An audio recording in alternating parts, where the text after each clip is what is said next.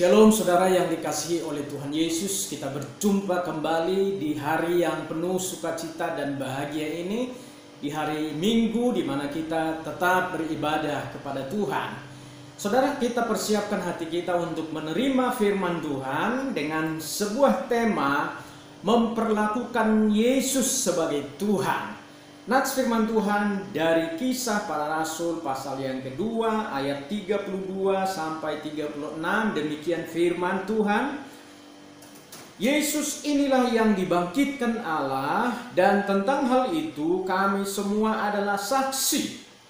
Dan sesudah ia ditinggikan oleh tangan kanan Allah dan menerima Roh Kudus yang dijanjikan itu, maka dicurahkannya apa yang kamu lihat dan dengar di sini. Sebab bukan Daud yang naik ke surga, melainkan Daud sendiri berkata, Tuhan telah berfirman kepada Tuanku, duduklah di sebelah kananku sampai kubuat musuh-musuhmu menjadi tumpuan kakimu. Jadi seluruh kaum Israel harus tahu dengan pasti bahwa Allah telah membuat Yesus yang kamu salibkan itu menjadi Tuhan dan Kristus. Satu bagian Alkitab lagi di dalam 1 Yohanes pasal 2 ayat yang ke-6.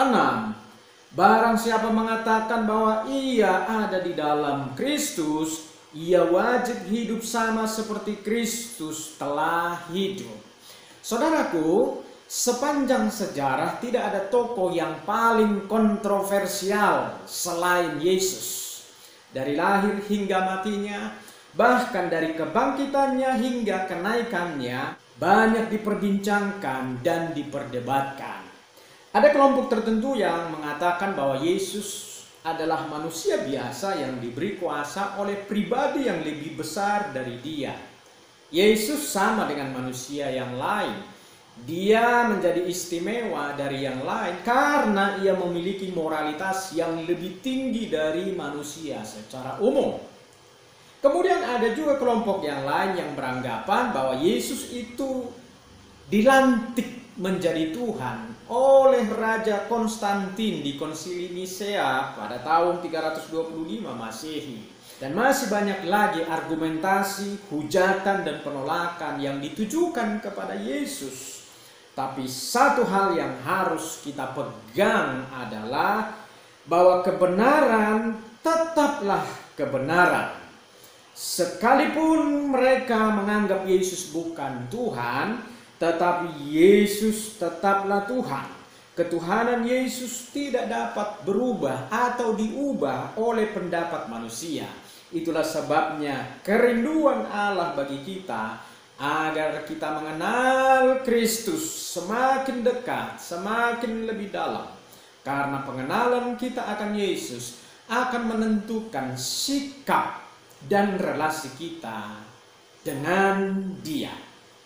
Memang kita tidak dapat mengenal Yesus secara sempurna, tapi kita dapat mengenal Dia secara benar.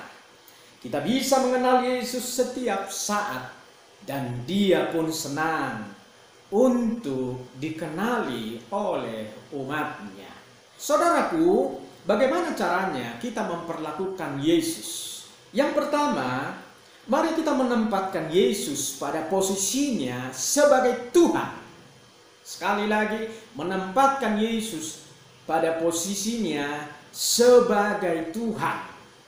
Pengakuan bahwa Yesus adalah Tuhan merupakan pusat iman Kristen.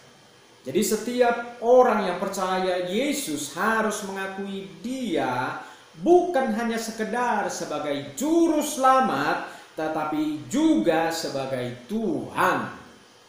Kalau kita memahami kebenaran ini, maka kita tidak saja bersukacita karena kita sudah memperoleh hidup yang kekal, sudah memperoleh jaminan masuk surga, tetapi juga memiliki tanggung jawab agar kita mau hidup di dunia ini sama seperti Yesus hidup. Ini adalah tuntutan bagi semua orang percaya agar kita hidup sama seperti Tuhan yang kita percayai. Menempatkan Yesus sebagai Tuhan adalah mengakui secara sadar bahwa Yesus adalah seorang pribadi yang maha agung, maha besar, maha kuasa dan berdaulat, sehingga kita layak dan harus menghormatinya melebihi siapapun, melebihi apapun yang ada di dunia ini.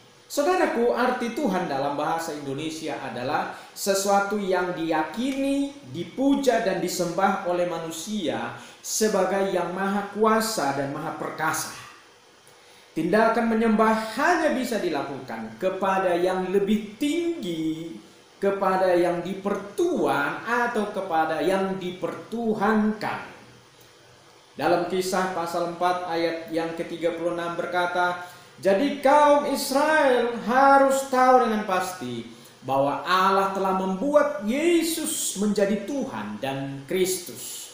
Ini merupakan deklarasi dari Petrus kepada bangsa Israel dan dunia bahwa Yesus adalah Tuhan. Yesus adalah Tuhan bagi kita. Kalau Yesus adalah Tuhan, maka Dia layak dihormati, dipuji, dan disembah. Kalau kita mengerti arti penyembahan, maka kita akan semakin takut, semakin hormat akan Tuhan Yesus.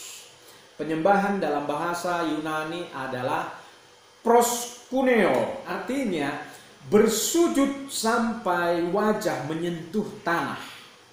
Dalam Wahyu 4 ayat 10 sampai 11, kata yang dipakai di sana adalah tersungkur. Sikap ini menunjukkan penghormatan yang tertinggi. Semakin rendah posisi wajah, ini menunjukkan penghormatan itu semakin tinggi. Kalau kita melihat ada tradisi-tradisi yang ada di dunia ini, yang ada di bangsa-bangsa, kalau kita lihat orang Korea kalau memberi penghormatan kepada orang lain, maka dia akan menundukkan kepalanya. Menundukkan kepalanya itu adalah sebagai tanda penghormatan. Kemudian orang Jepang menundukkan badannya dalam memberi hormat. Kemudian orang Jawa merangkak ketika dia mau menghadap raja di keraton. Saudaraku, penghormatan kepada Tuhan adalah proskuneo, tersungkur. Di dalam Wahyu pasal 4 ayat 10 sampai 11, bahwa ke-24 tua-tua itu tersungkur di hadapan Yesus yang duduk di atas tahta dan menyembah Dia sampai selama-lamanya. Saudaraku, Yesus lebih tinggi dari manusia. Yesus lebih tinggi dari kaisar, dari raja, karena Dia adalah Tuhan. Penghormatan yang layak Dia terima adalah penghormatan yang tertinggi, yaitu tersungkur. Tersungkur itu menunjukkan sikap hati. Semakin kita merasa rendah di hadapan Tuhan, semakin tinggilah nilai penyembahan itu. Dan apa yang paling berharga dalam diri kita, kita lemparkan itu di kaki Yesus.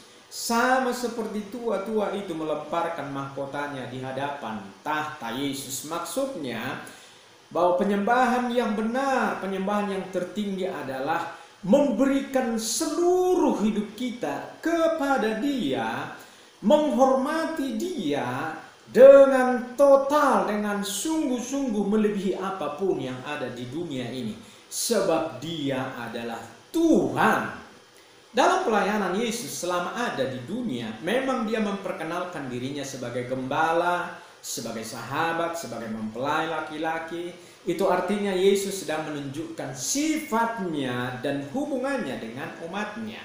Sebagai gembala, Yesus menunjukkan tanggung jawabnya sebagai pemelihara jiwa kita, menuntun kita ke jalan yang benar, serta menyediakan makanan bagi jiwa kita, makanan rohani bagi jiwa kita.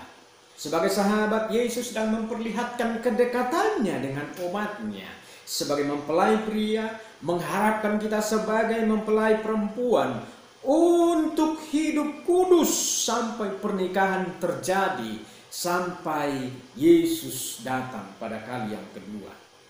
Yang harus kita ingat baik-baik adalah sekalipun Yesus memperkenalkan dirinya sebagai gembala, sebagai sahabat, janganlah kiranya kita memperlakukan dia tidak hormat.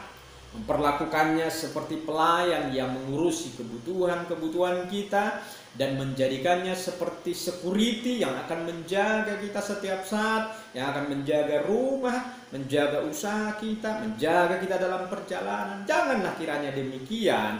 Kita bisa memohon pertolongannya, penyertaannya, tetapi ingat, hormat yang kepada dia harus kita berikan.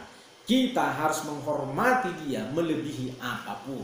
Saudaraku, satu hal yang perlu kita pahami adalah bahwa Yesus yang adalah Tuhan, pasti dia melakukan bagiannya, pasti dia melakukan fungsinya terhadap umatnya. Dia pasti menjaga dan memberkati kita. Tapi firman Tuhan mengajarkan kepada kita agar kita menghormatinya, menyembahnya, dan hidup di dalam kebenarannya. Kemudian berikutnya, bagaimana caranya kita memperlakukan Yesus? Yang kedua, marilah kita menjadikan Yesus sebagai standar hidup kita. Dalam ayat yang kita baca tadi, barang siapa mengatakan bahwa ia ada di dalam Kristus, ia wajib hidup sama seperti dia telah hidup.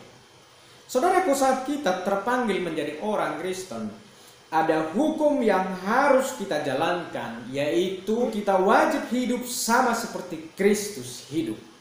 Jadi standar moralitas kita adalah Kristus, bukan moralitas dunia atau peraturan-peraturan dunia, bukan tradisi-tradisi atau adat istiadat nenek moyang kita.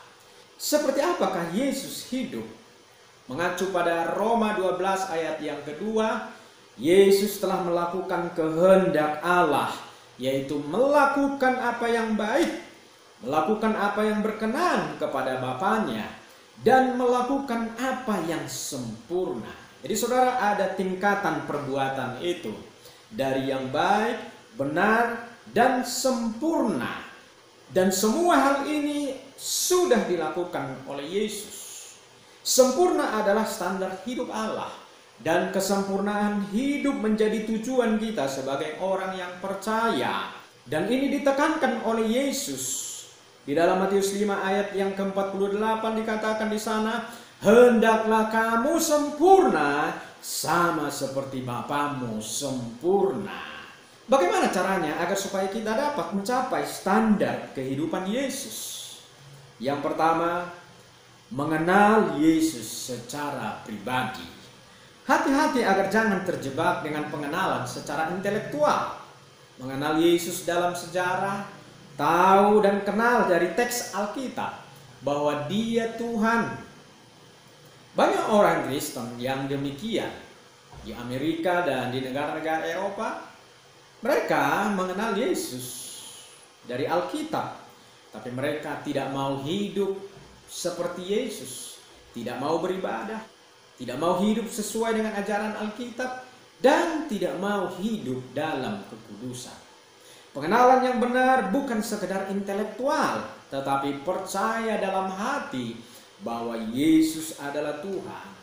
Yesus hidup di dalam kita, dan kita hidup di dalam Yesus. Yang kedua, mengakui ketuhanan Yesus. Mengakui ketuhanan Yesus artinya menempatkan Yesus sebagai Raja dan Tuhan dalam hidup kita. Dialah yang berdaulat atas hidup kita, dan semestinya Dialah Tuhan yang berkuasa atas hidup kita. Yang ketiga, menyatu dengan Kristus. Menyatu dengan Kristus artinya mengalami Kristus di dalam hidup kita. Pengetahuan dan pengakuan bahwa Yesus adalah Tuhan tercermin atau bermuara pada perbuatan. Perbuatan kita yang benar merupakan inti dari pengenalan kita akan Tuhan. Inilah buah dari seorang anak Tuhan yang mengenal Kristus. Hanya orang yang bersedia menyatu dengan Kristus yang akan mampu hidup sama seperti Kristus. yang akan mampu hidup di dalam kebenaran.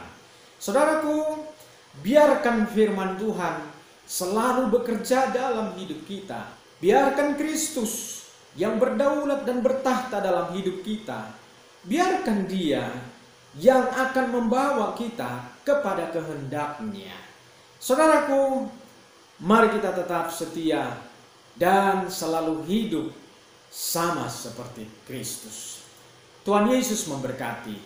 Amin. Mari kita berdoa. Kami mengucap syukur ya Tuhan atas firman-Mu yang sudah kami dengarkan pada saat ini. Biarkan Tuhan firman-Mu berkarya dan bekerja dalam hidup kami, membaharui hidup kami, membuat kami menjadi anak-anak Tuhan yang mau hidup sama seperti Kristus. Karena dengan kami hidup seperti Kristus, maka hidup kami akan mempermuliakan nama Bapa di sorga. Tuhan, anugerah-Mu atas setiap kami umat-Mu.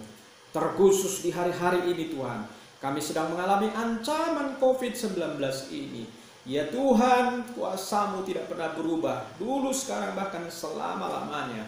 Nyatakanlah kuasa-Mu. Jagai dan pelihara kami Tuhan. Supaya kami tetap kuat, kami tetap sehat. Sampai Maranatha. Terima kasih Tuhan Yesus. Bagi-Mu segala hormat, pujian, dan kemuliaan. Berkat-Mu turun atas setiap kami, atas setiap umat-Mu.